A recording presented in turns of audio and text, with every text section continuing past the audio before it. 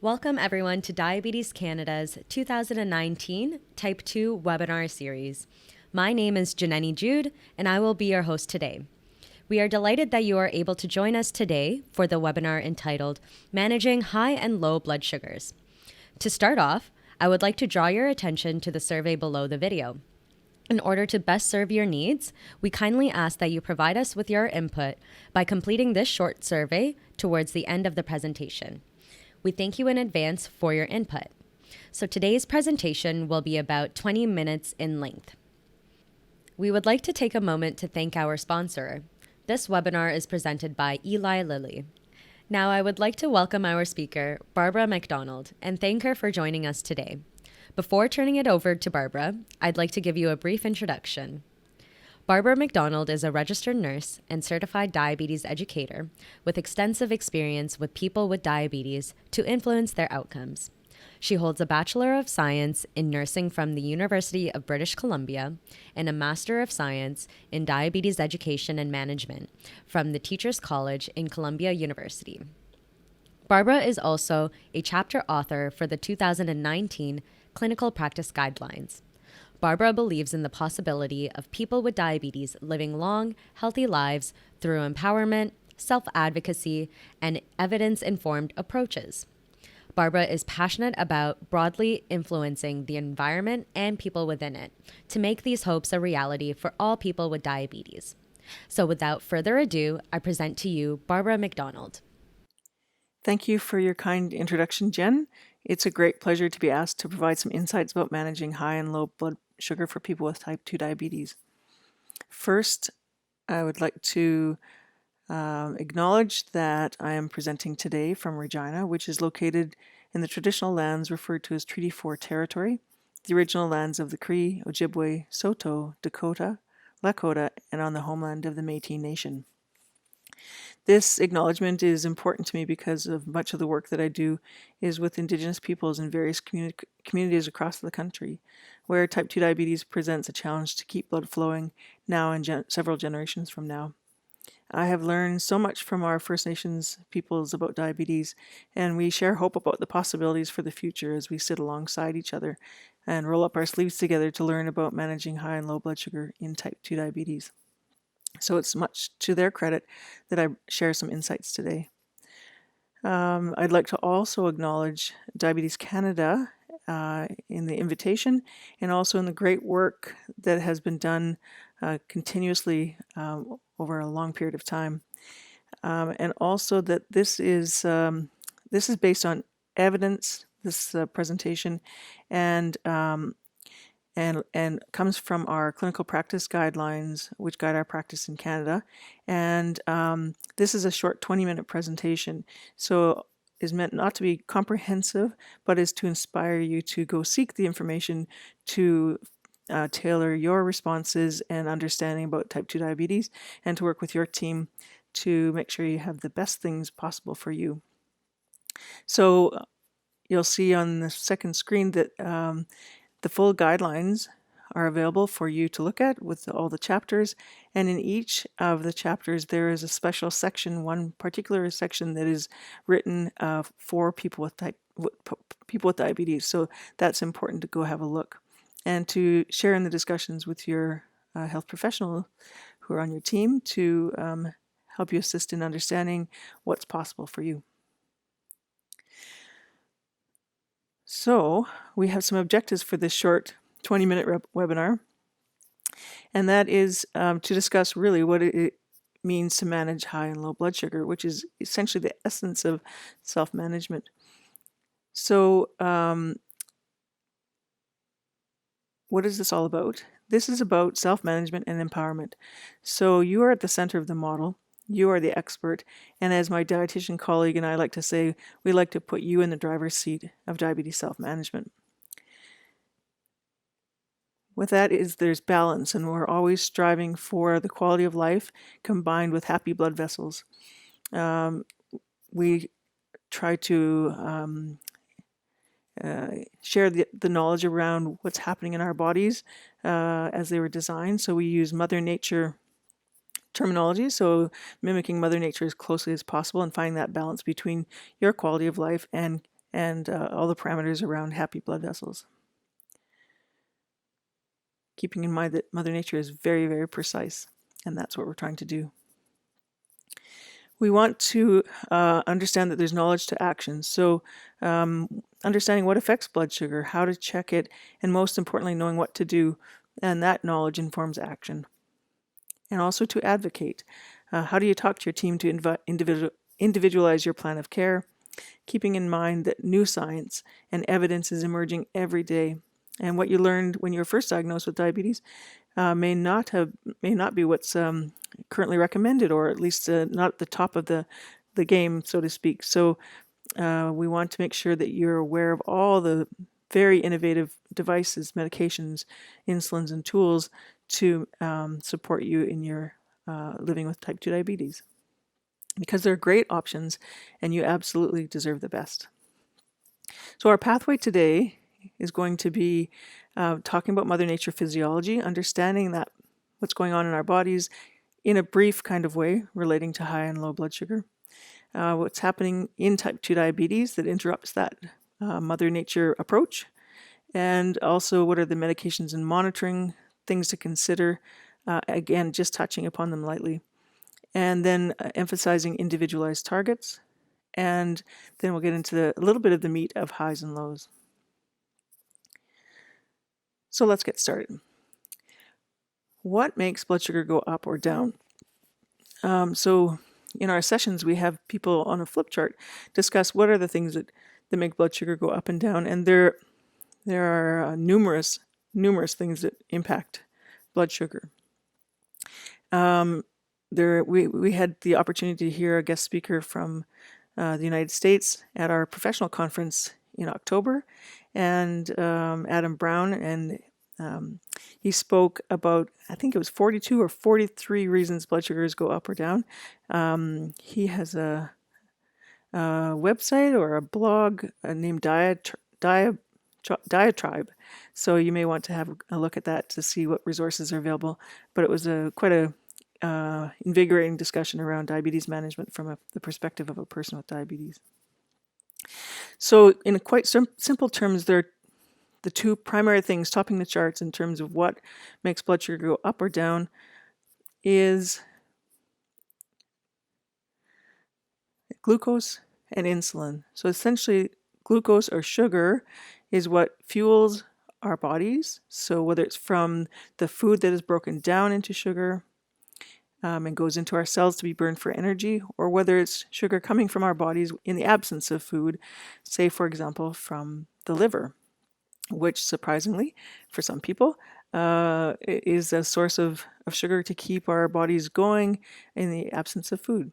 So overnight, sometimes you might have a higher blood sugar when you wake up, and that's from the sugar that's coming from your liver. And also there are other things that play, like hormones, and we'll talk about that in a bit. And of course, insulin is the hormone produced in the pancreas that lowers blood glucose based on the glucose that's available. So there's a signal to say we need this much insulin to match the glucose, and then Mother Nature produces exactly the right amount of insulin to match that. Now, in the communities that we go into, when we describe that insulin is the hormone that it lowers blood glucose and is essential to keep living, we were asked to describe this, how this works. And so the most common analogy is that insulin is like the key in the door, opening up the cell door to allow glucose or sugar to go in to be burned for energy. So we were asked to come up with an analogy that would be easily explainable in another language, for example, in Ojibwe or Cree, when they're explaining diabetes and insulin to some of the elders. So that particular day, there was a wood stove being installed in one of the communities in a home of one of the women, and it triggered my mind to think about this possibility where insulin is like the poker on a wood stove. So if the cell is the wood stove and the poker is the insulin, the poker opens the door, and then you can put wood in to be burned for energy. And if there's insulin present, then you can, if you have a poker, you can open the door. And if you don't have insulin present, then, or not enough, then you can't get the door to the wood stove open. There's another example though, or another situation called insulin resistance, where there may be insulin present, but you can't get the door open, even though you have a poker. So that's a simple analogy that describes how what insulin's role is in our bodies. Now, Mother Nature is the language that we use, and it's respectful language. So rather than saying normal physiology, we say Mother Nature physiology. And Mother Nature is amazing. In our language around diabetes, we're always talking about what we're trying to achieve, not what we're trying to avoid. So very positive language, and Mother Nature is part of that language discussion. So Mother Nature produces exactly the right amount of insulin based on the sugar in the bloodstream. This is in non-diabetes, in the way our bodies were designed, and produces that insulin in response to meals. So this particular person has 3 meals that you can see the rise in insulin production, and then there's always a little bit of insulin being produced to match the sugar that comes to keep ourselves alive. So you can see in the non-food times there's still a little bit of glucose or sugar and a little bit of insulin being produced. This is what we're striving for in type 2 diabetes, is to mimic this as closely as possible. In the language discussion here too, this particular chart shows breakfast, lunch, and dinner. We tend to say first meal of the day rather than breakfast, because we don't want to assume that anyone necessarily has breakfast. And it's a respectful approach. So this is what we're doing, is trying to mimic Mother Nature as much as possible, because Mother Nature keeps blood flowing. So this is where the red blood cells can flow throughout our vessels and keep blood flowing now and several generations from now. So that relates to blood flow, and later on we'll talk a little bit about A1C. And this is where there's sugar attached to the red blood cells, and if there's an excessive amount of sugar or glucose in the bloodstream, then it becomes more difficult for blood to pass through the vessels. And the tiniest ones, I've been told, are the size of a human hair. So imagine blood trying to pass through those tiny, tiny capillaries, like in our eyes and kidneys and so on. So we want to protect the vessels, keep blood flowing, just like Mother Nature designed us to operate. So in type 2 diabetes, there are a couple of things going on. One, most often, the 2 things that are happening most often are that there may not be enough insulin, or the insulin can't work properly, called insulin resistance, in order to meet the body's requirements.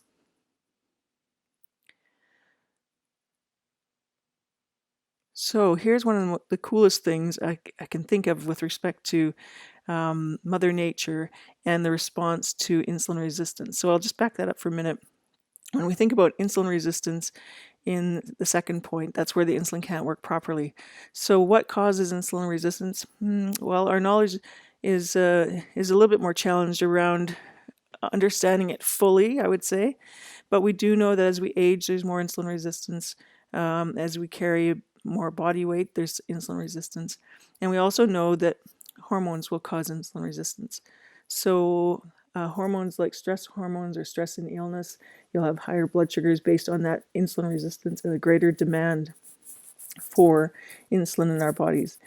Now, one of the most exciting opportunities that come to us in life is for people who are of reproductive age and can have pregnancies, new life coming into our world. And what happens during this time is that the hormones of pregnancy that are produced by the placenta, for the first, as you can see along here, I'm not sure. Oh, you can see my cursor. Good.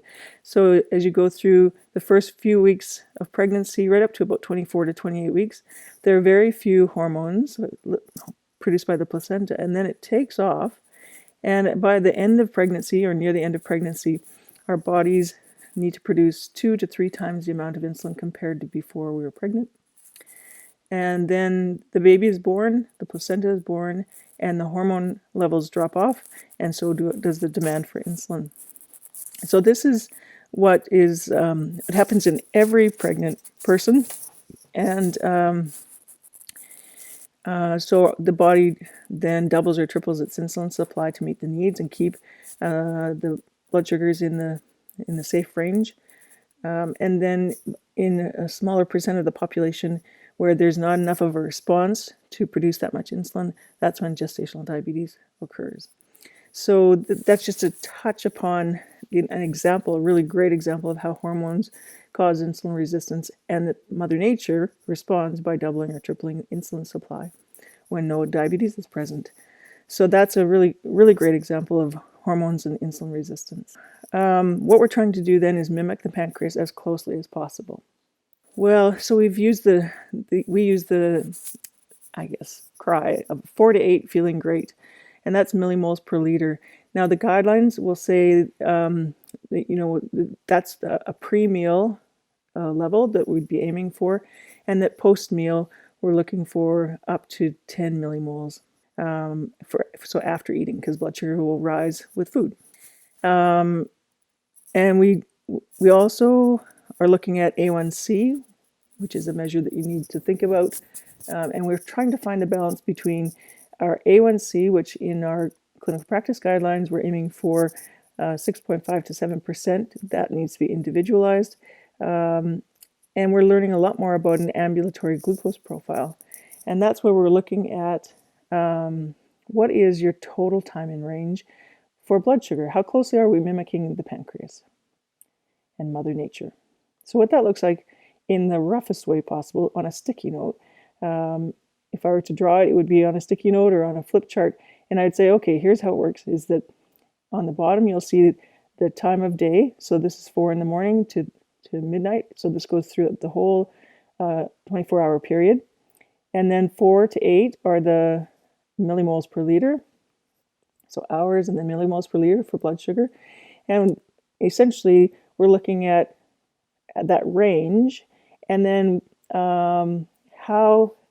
if we're looking at continuous blood glucose readings, which are provided now, we have the technology to have people understand their ambulatory glucose profile with various devices. So where is the line that demonstrates where the blood sugar is continuously over a period of time? And what percentage of the blood sugars are in that range? So this is an example of how it might look, and the blue line is the median. You can see the two lines, and then the blue line is the median, and then there's the 25th to 75th percentile, with the majority of the readings over the course of several days, up to 14 or more with some devices, and showing, so you can see at this time of day there is a low reading, and the period of time that over 4 o'clock in this particular case is higher. So that's a broad look at ambulatory glucose profile, but if this discussion is about managing highs and lows, having the information to make some decisions around where are those patterns happening and how can I know what steps are next for me, this is a really good way to look at it. And yeah, knowing exactly how to work with your team to adjust and see how much adjustment can be made with medicines and so on to spend greater time in range. So there are medications for type 2 diabetes that are laid out very clearly in our clinical practice guidelines, and there are very many exciting possibilities. This is where I think it gets really exciting. There are so many options for type 2 diabetes, and ones that will limit risk for hypoglycemia or low blood sugar, and also limit the likelihood of weight gain, which also causes insulin resistance, and also those that protect the heart. So this is where I would suggest to go right into the guidelines, talk with your team to figure out which medications you're on for starters, and where they work, as well as which options might be best for you, given all of our new information around those goals where you want to be in range for blood sugar, reduce risk of any sort of challenges with blood vessels, and improve quality of life. So that hypoglycemia, the low blood sugar, is less a risk, and you can manage diabetes really effectively. So we want to know especially which of your medications are those that will increase the risk of low blood sugar. And so we know from our list of medications for type 2 diabetes that insulin is one that will cause low blood sugar because it's being injected and keeps working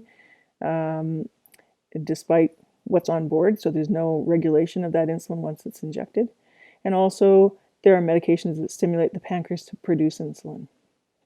So in our guideline document, the medications that are most recommended are those that, as I said, will not stimulate low blood sugar, will not cause weight gain, and those that will most effectively protect the heart. So that is certainly something you want to have a discussion with. So our targets are individualized. It's based on all kinds of things that are specific to you. One way you're going to know how things are going is by monitoring and using the tools that are available to you. That is a key to self-management. And when it comes to monitoring, and when we said we want you to be in the driver's seat, we often use the analogy about monitoring being like having a speedometer in your car. You will refer to it when you need that information about how fast you're going, or if you're in a school zone or on an icy patch, using it as a tool to help guide your decision making. So understanding about monitoring and how to use that effectively, and knowing how it relates to your A1C as well. We need monitoring because when it comes to highs and lows, symptoms are not always reliable. We don't always know when we're having a low blood sugar or high blood sugar, and using these tools will be really important. Also thinking about what is your A1C target? What is tailored to you for your A1C? And monitoring the time in range. So what is your range that you're aiming for? And how can you work with your team to understand what are the things that affect the peaks and the valleys and so on, so that you know exactly how to respond. Often people become quite exhausted with monitoring because they don't know exactly what to do with the results. So working alongside your team and determining what is in your best interest will make sense. So this is what also can be happening, is that you may have an A1C that is 7%, but there can be some fluctuations and still come out with an A1C that's 7%. So on the left, you'll see time in range, 100% time in range. And then as you move to the right, less percentage of time in range. And then on the right, sometimes high, sometimes low. And I had a colleague who described this as having your head in the freezer and your feet in the oven. You'll come out at the right temperature in the middle. So the A1C takes on average the blood sugars over this period of time. So you would not want to look at A1C in isolation. And we're looking more and more, and the literature is suggesting we look more and more to the time in range so that we're mimicking Mother Nature as closely as possible. So let's get to the highs and lows. So lows by far are the most feared by people with diabetes. There's a whole chapter in the clinical practice guidelines on lows. You can see chapter 14 is about hypoglycemia. So you'll want to go in and have a look at that chapter. Hypoglycemia is, hypo is low, and low blood sugar. You might, if you're having trouble distinguishing hypoglycemia from hyperglycemia, hypo and low rhyme with each other. There's no sound in both of those. But essentially, if people are talking about lows, they're talking about hypoglycemia. So they can be categorized as mild, moderate, and severe. And severe is typically requiring outside assistance. In the moment, you'll need to know exactly what to do about hypoglycemia. So the immediate response needs to be taking 15 grams of rapid-acting sugar to replace the deficit, waiting 15 minutes, which is very difficult for a lot of people because your biology, your body is saying, send me sugar, I'm really desperate. And so overconsumption is very common. It's a biological response. So if you can have a systematic response where it's 15 grams of rapid sugar, wait 15 minutes, and then reassess at 15 minutes. Repeat step 1 if blood glucose is less than 4 millimoles per liter. And if it's over 4 millimoles per liter, but it's more than an hour before your next meal, then have a snack that consists of a carbohydrate and a protein. What that looks like is this. So this is a pamphlet from Diabetes Canada that's exceptional, and it's in relation to the diabetes and driving chapter, but how to treat a low blood sugar. So there's a rapid acting 15 grams of glucose. And it's interesting because the word how to treat a low blood sugar, treat is an interesting word because it means treatment in this case, but we often think of treat as in a special treat. So I know of people with diabetes who will have glucose, they'll have something readily available to them that is not necessarily good tasting. Many of the people I know say that the glucose tablets are okay, but it's not something that they enjoy particularly. So that's not associated then with a sweet taste in terms of candy and so on. However, those candies also will treat low blood sugar. So 15 grams of carbohydrate, wait 15 minutes, and then if blood sugar is above 4, as I was saying before, then the next meal is in the next hour, you're good to go. If blood sugar is above 4 and the next meal is longer than 1 hour away, then you're going to take a starch and a protein. And if blood sugar is below 4, repeat the steps above. So again, once having a rapid acting sugar. Now the other part of this pamphlet is driving safe. So always having rapid acting sugars with you to treat low blood sugar. So have it with you. Be aware of your blood sugar before you drive. If you're having a low blood sugar, stop for example, if you don't feel well after treat, wait until your blood sugar is above 5 to start driving again. Your brain might need up to 40 minutes to recover after you've treated a low before you can safely drive again. So very important resource from Diabetes Canada, and I would encourage you to go onto the diabetes.ca website to get one for yourself. Also, medical alert bracelet is important if you're on insulin, and letting people know that you're at risk for low blood sugar. So there's that pamphlet. And then once you've had the immediate response to hypoglycemia, it's an important time to do a post-game analysis, post-low analysis, where the first step is to determine what were the contributing factors. What contributed to the lows? Is it a pattern that's existing over time? And speaking with your team to create a plan of action. Now back to Mother Nature a little bit. I've inserted this yin-yang symbol to recognize another Mother Nature cool response, and that is that while our bodies produce insulin to lower blood sugar, our body also produces glucagon in the event of low blood sugar that triggers the dumping of sugar from the liver to protect you. So glucagon is an important hormone as well.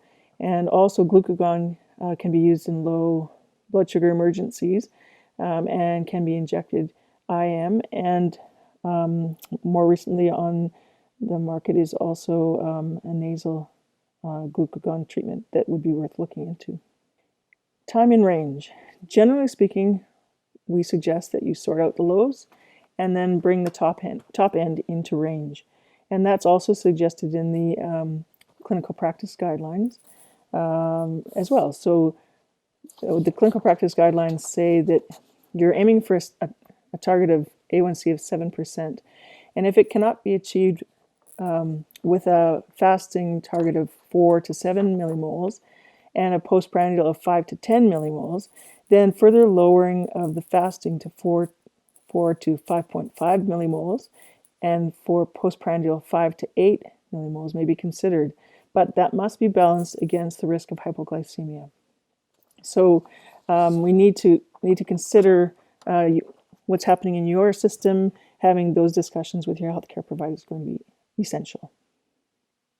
So we need to find the balance and advocating for yourself to understand your medicines, to know what's in your best interest, what we're aiming for, and also to strive for that time in range and quality of life, and not sacrificing the things that you enjoy, but instead finding that balance so that you can live well with diabetes. In summary, in the spirit of self-management, education, and support, we really want to work together to achieve the balance of blood sugar in the Mother Nature range as appropriate, and for you to live a long, healthy, and happy life. We understand and recognize and respond to low blood sugar levels or blood glucose levels, to have that knowledge and to act on it and determine why they're happening, and working with your team to reduce them. Getting rid of the lows is the first step in pattern management. Then work with the team to make adjustments to your plan to achieve time and range as close to Mother Nature as possible. So I'd really like to take the time to thank you today. I've really enjoyed presenting the information, and it's just a tip of the iceberg when it comes to this balance between managing low blood sugar and managing high blood sugar. And I wish you all the very best. Take care. And thank you, Jen, from Diabetes Canada once again. And that concludes our webinar for today. I'd like to sincerely thank Barbara for speaking on behalf of Diabetes Canada. It has been a great learning experience. Just a reminder, our webinars will be available online to everyone in the coming weeks. And for those of you looking for support and resources for living well with diabetes, feel free to call our toll-free line at 1-800-BANTING. That's 1-800-226-8464. If you have any questions about today's presentation, please send us an email at webinars@diabetes.ca, and we will get back to you as soon as possible. Thank you for joining us today. We hope you've enjoyed learning with Diabetes Canada and look forward to your participation in the future.